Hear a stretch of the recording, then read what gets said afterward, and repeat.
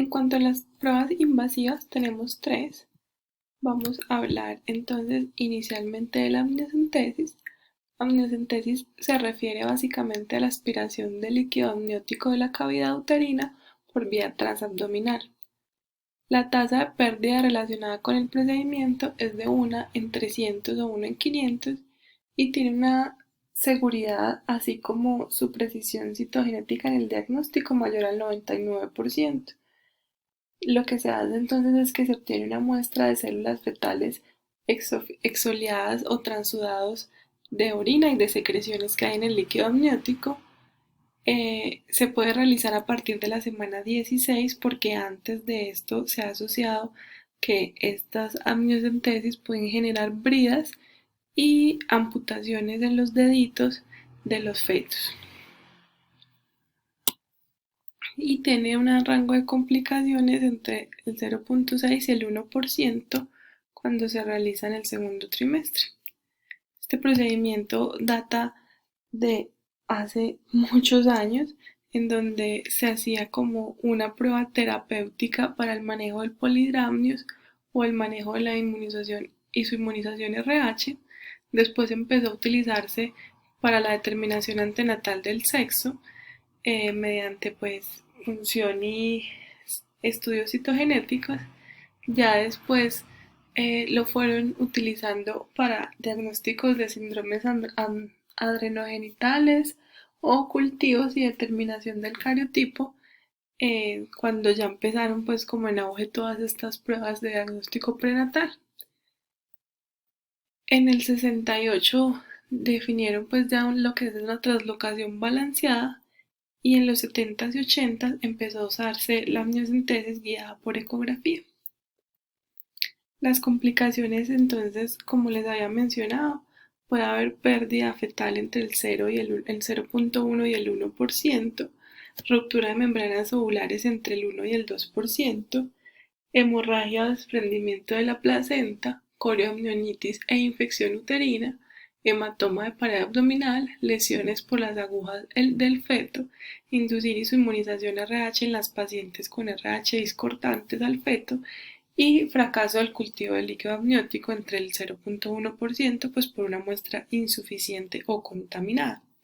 Es por esto que es importante que al hacer la muestra pues no obtengamos un material hemático y que sea guiada por ecografía. Como conclusión de la amniocentesis, es en el segundo trimestre pues la prueba más segura que existe y es el primer procedimiento de elección para una prueba invasiva en el segundo trimestre. Tenemos que tener presente la indicación de la amniocentesis siempre que se va a realizar para saber la cantidad de la muestra y cómo se va a rotular la muestra.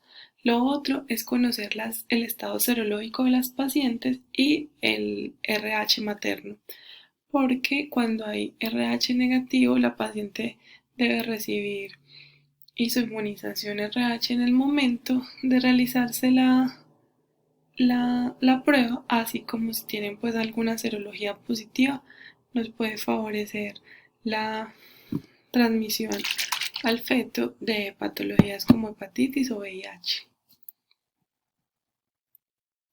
En cuanto a la biopsia de vellosidades coriales, entonces básicamente consiste en obtener, ya sea por vía transabdominal o transvaginal, una muestra del corión decidual.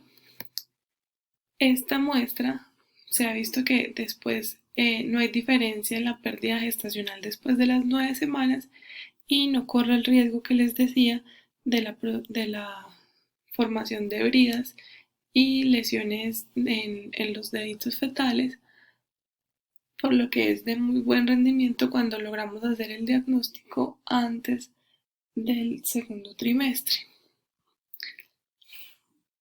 Los resultados son los más tempranos que podemos conseguir en el embarazo de una prueba diagnóstica y pues pueden permitir una interrupción del embarazo más segura en caso de que así lo desee la paciente, ya que mientras menor edad gestacional, pues menos tasas de complicaciones y de intervención requiere la interrupción. Y en cuanto a la cordocentesis, pues ya es una muestra de cordón muy parecido al procedimiento de la amniocentesis, solo que esta vez nos dirigimos al cordón umbilical y se toma una muestra de sangre.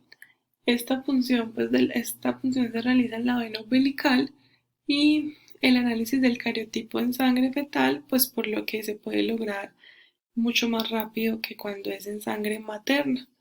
La tasa de pérdida del embarazo relacionado con este procedimiento es menor al 2%, pero la cordocentesis rara vez es necesaria y puede ser más útil en caso de que se encuentren mosaicismos como en embarazos gemelares, bicoriales o cuando pues ya se realizó una biopsia de vellosidades coriales o una amniocentesis. Esta puede realizarse por encima de la semana 18. El riesgo de pérdida fetal incrementa si se realiza por debajo de esta gestacional, por lo que es el punto de corte para el inicio de su realización. Y las indicaciones más comunes, como ya les dije, son el estudio del mosaicismo posterior a amniocentesis y la evaluación hematológica del feto. Las complicaciones pueden ser pérdida fetal, defectos fetales estructurales, incluyendo el IRUPS por colapso de la vena umbilical, restricción del crecimiento intrauterino y pérdida de la gestación antes de las 24 semanas. Todas estas pruebas pues entonces van a ser llevadas a un análisis citogenético donde lo que vamos a hacer es que se va a hacer un análisis de la metafase, en metafase del cultivo de amniocitos o de células de vellosidades coriales según haya sido la muestra obtenida.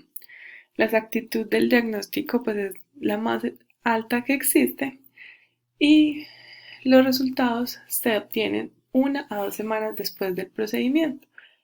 Les repito, cuando se hace para análisis de tamizaje prenatal, porque van a tener casos donde la amniocentesis tenga otra indicación diferente. Las técnicas a usar entonces pueden ser FISH, que es inmunofluorescencia.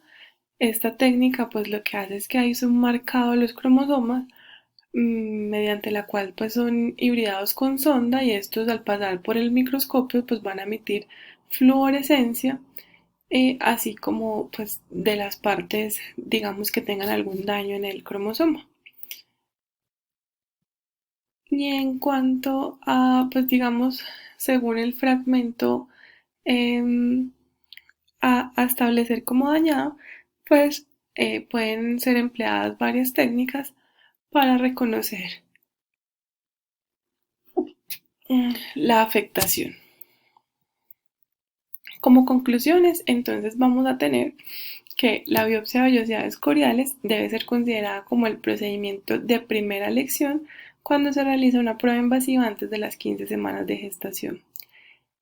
La decisión de realizar una prueba diagnóstica invasiva la toma la paciente y debe recibir una consejería adecuada sobre qué beneficios o qué riesgos tiene cada cosa que se vaya a hacer.